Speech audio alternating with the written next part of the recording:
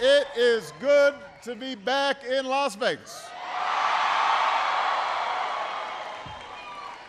And it is good to be among so many good friends. Let me start off by thanking everybody at Del Sol High School for hosting us.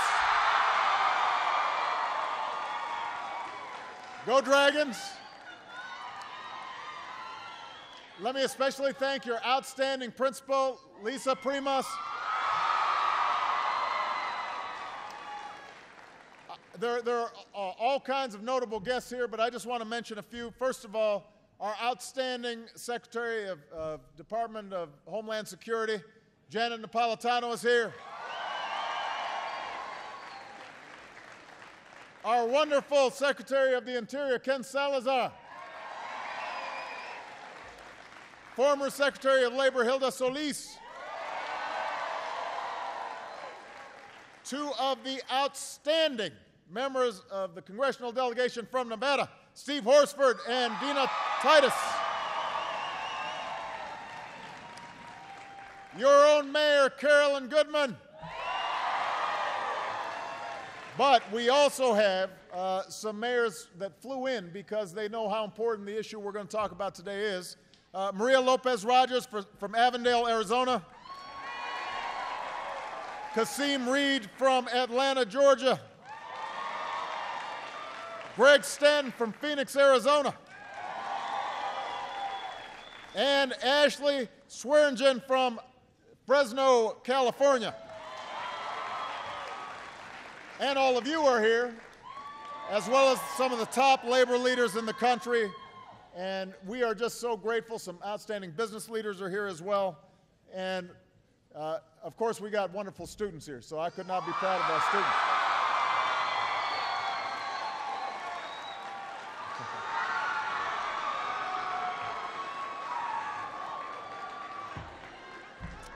Now, those of you who have a seat, feel free to take a seat.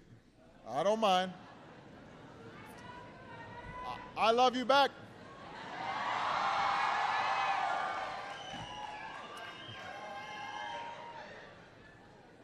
Now, last week I had the honor of being sworn in for a second term as President of the United States.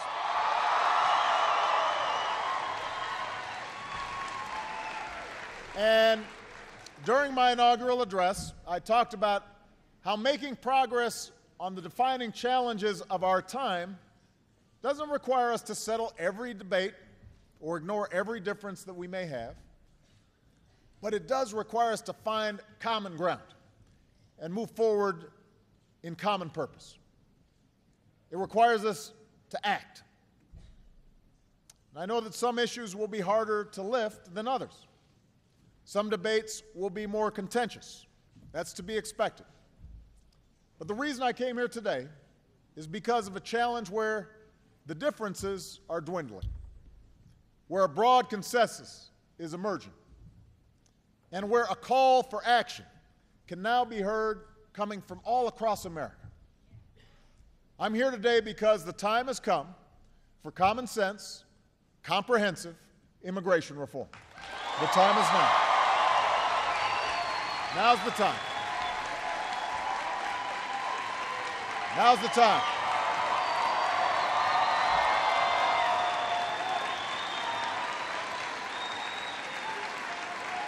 Now's the time.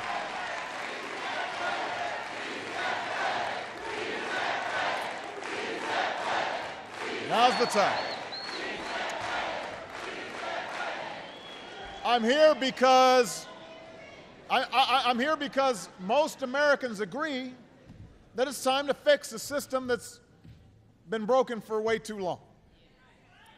I'm here because business leaders, faith leaders, labor leaders, law enforcement, and leaders from both parties are coming together to say now is the time to find a better way to welcome the striving, hopeful immigrants who still see America as the land of opportunity.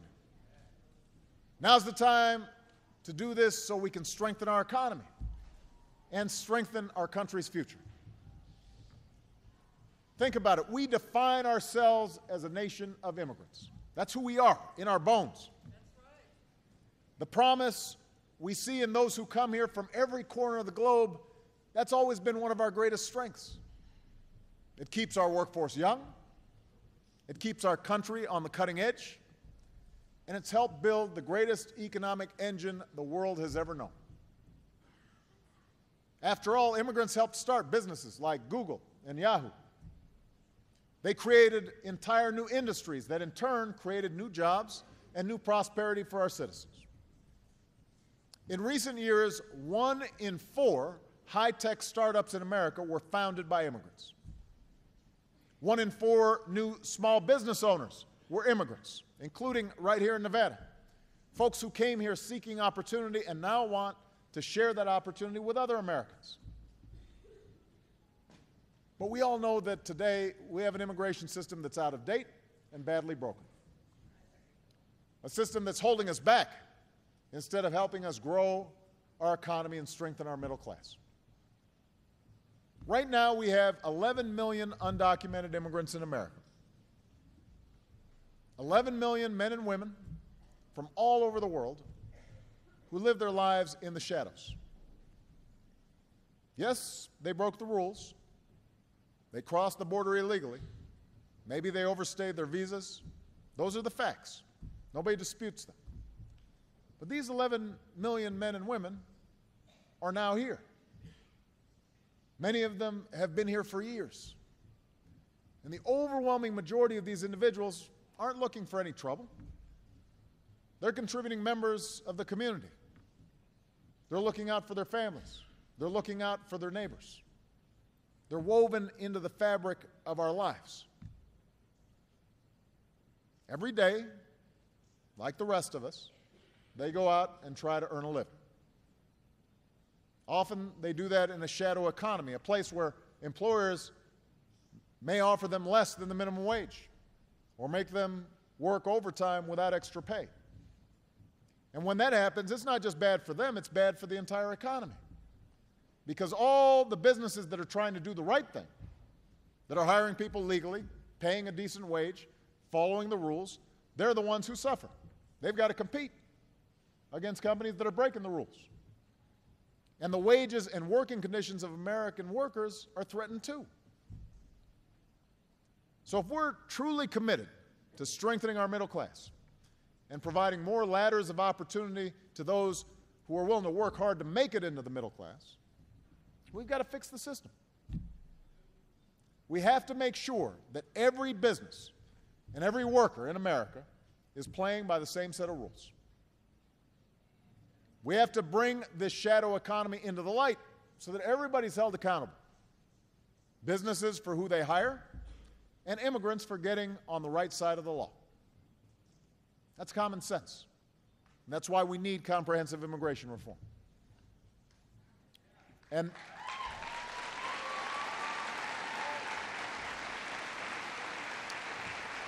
now,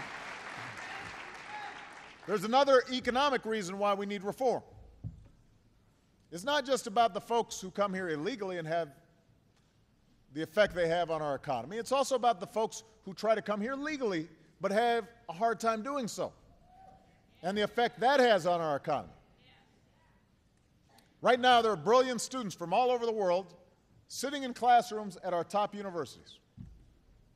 They're earning degrees in the fields of the future, like engineering and computer science.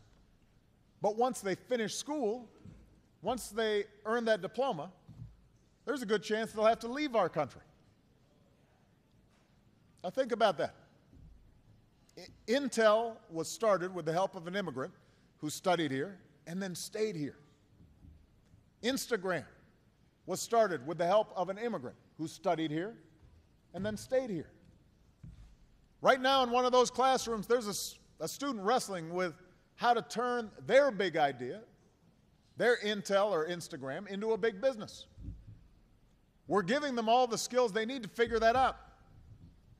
But then we're going to turn around and tell them to start that business and create those jobs in China or India or Mexico or someplace else. That's not how you grow new industries in America. That's how you give new industries to our competitors. That's why we need comprehensive immigration reform. Now,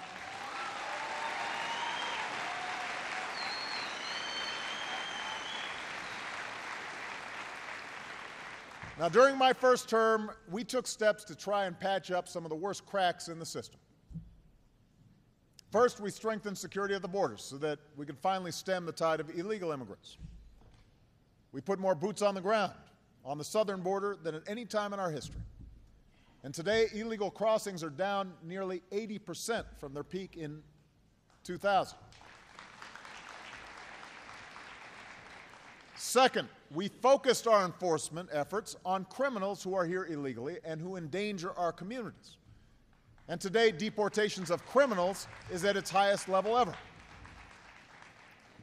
And third, we took up the cause of the dreamers, the young people who were brought to this country as children.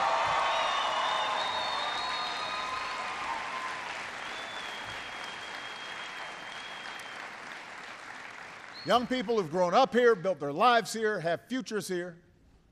We said that if you're able to meet some basic criteria, like pursuing an education, then we'll consider offering you the chance to come out of the shadows so that you can live here and work here legally, so that you can finally have the dignity of knowing you belong.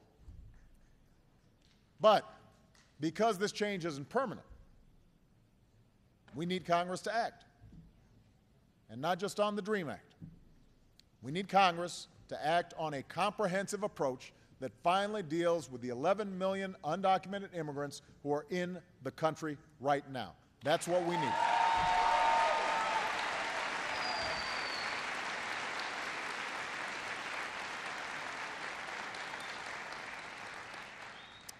Now, the good news is that for the first time in many years, Republicans and Democrats seem ready to tackle this problem together.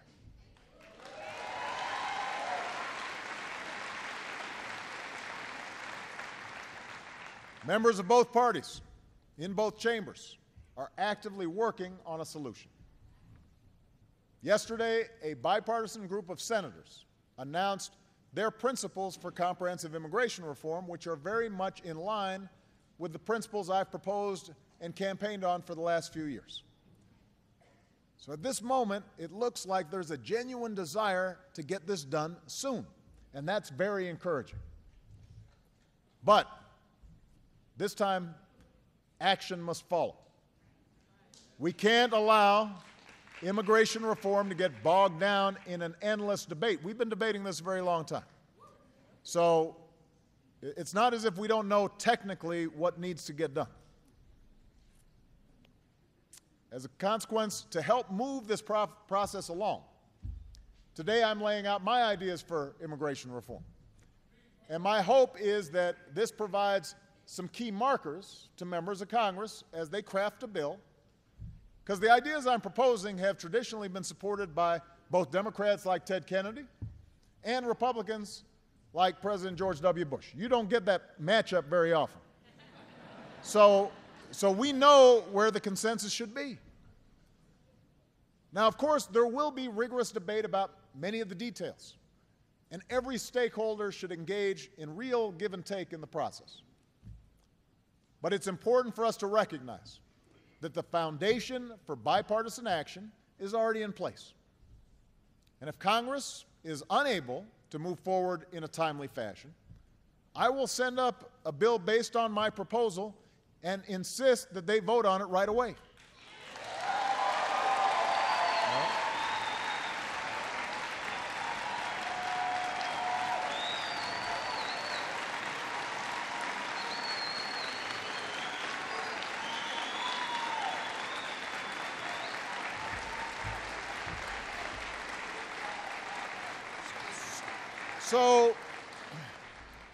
So the principles are pretty straightforward. You know, there are a lot of details behind it. We're going to hand out a bunch of paper so that everybody will know exactly what we're talking about. But the principles are pretty straightforward. First, I believe we need to stay focused on enforcement. And that means continuing to strengthen security at our borders. It means cracking down more forcefully on businesses that knowingly hire undocumented workers. To be fair, most businesses want to do the right thing, but a lot of them have a hard time figuring out who's here legally, who's not. So we need to implement a national system that allows businesses to quickly and accurately verify someone's employment status. And if they still knowingly hire undocumented workers, then we need to ramp up the penalties. Second, we have to deal with the 11 million individuals who are here illegally. Now, we all agree that these men and women should have to earn their way to citizenship. But for comprehensive immigration reform to work, it must be clear from the outset that there is a pathway to citizenship.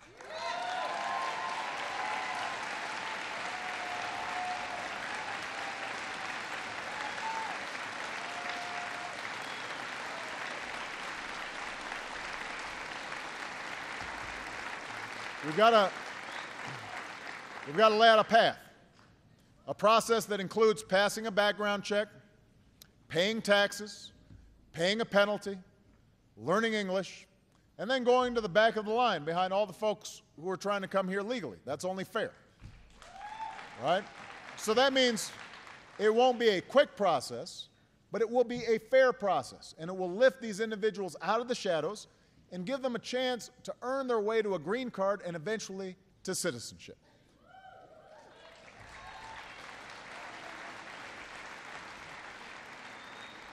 And the third principle is we've got to bring our legal immigration system into the 21st century because it no longer reflects the realities of our time.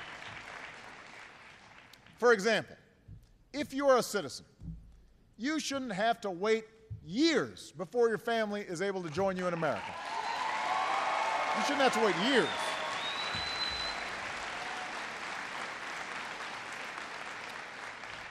If you're a foreign student who wants to pursue a career in science or technology, or a foreign entrepreneur who wants to start a business with the backing of American investors, we should help you do that here.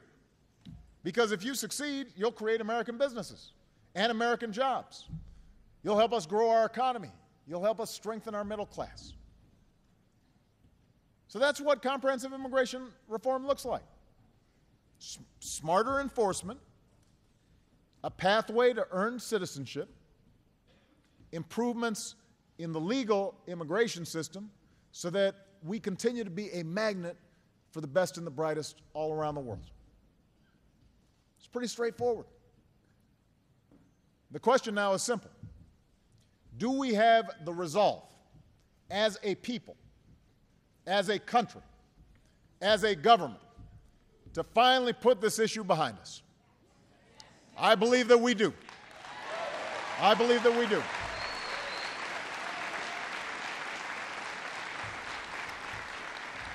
I believe we are finally at a moment where comprehensive immigration reform is within our grasp.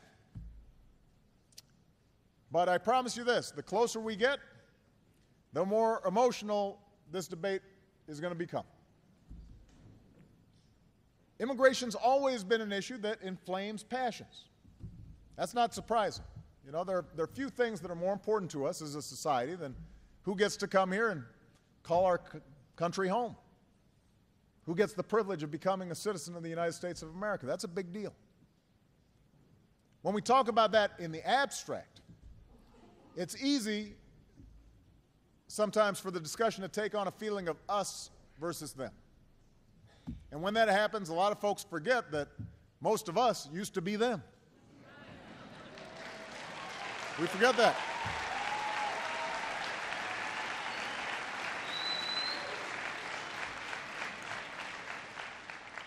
I mean, it's really important for us to remember our history.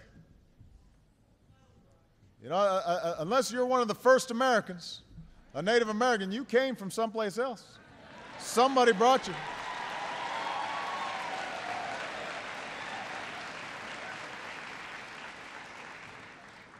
You know, Ken Salazar, he's of Mexican-American descent, but he points out that his family's been living where he lives for 400 years, so he didn't immigrate anywhere.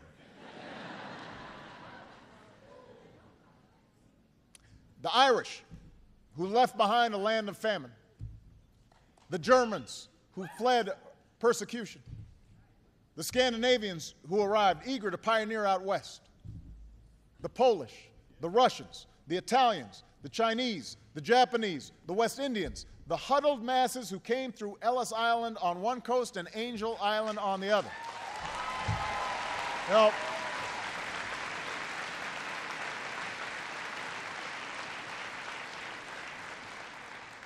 all those folks, before they were us, they were them. And when each new wave of immigrants arrived, they faced resistance from those who were already here. They faced hardship. They faced racism. They faced ridicule. But over time, as they went about their daily lives, as they earned a living, as they raised a family, as they built a community, as their kids went to school here, they did their part to build a nation. They were the Einsteins and the Carnegies, but they were also the millions of women and men whose names history may not remember, but whose actions helped make us who we are, who built this country hand by hand, brick by brick.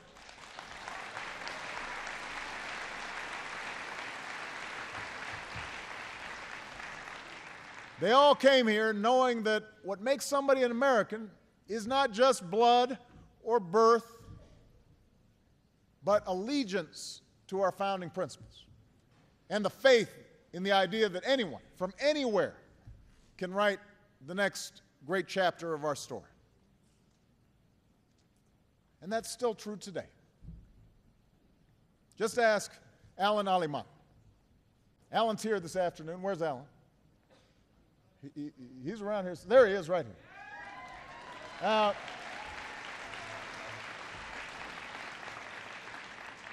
Alan was born in Mexico.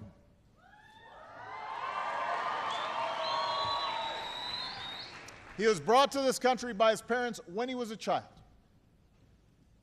Growing up, Alan went to an American school, pledged allegiance to the American flag, felt American in every way, and he was, except for one, on paper.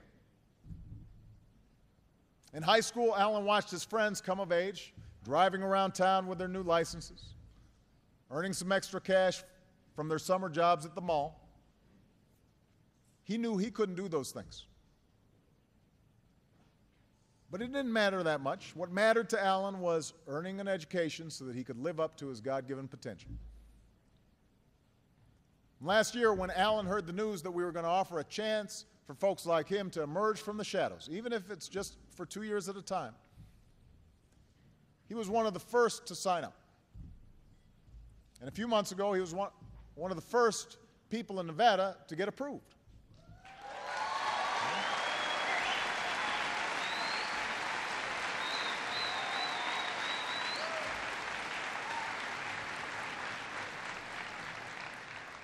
In that moment, Alan said, I felt the fear vanish. I felt accepted. So today, Alan's in his second year at the College of Southern Nevada. Alan's studying to become a doctor. He hopes to join the Air Force. He's working hard every single day to build a better life for himself and his family.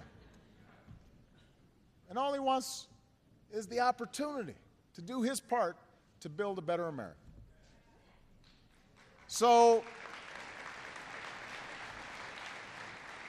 in the coming weeks, as the idea of reform becomes more real and the debate becomes more heated, and there are folks who are trying to pull this thing apart,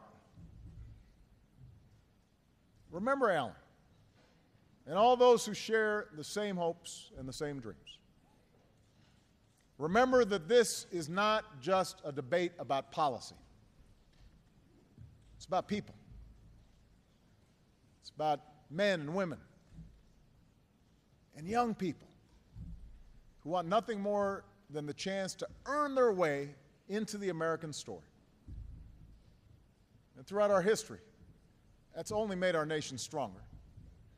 And it's how we will make sure that this century is the same as the last, an American century, welcoming of everybody who aspires to do something more, is willing to work hard to do it, and is willing to pledge that allegiance to our flag. Thank you. God bless you. And God bless the United States of America.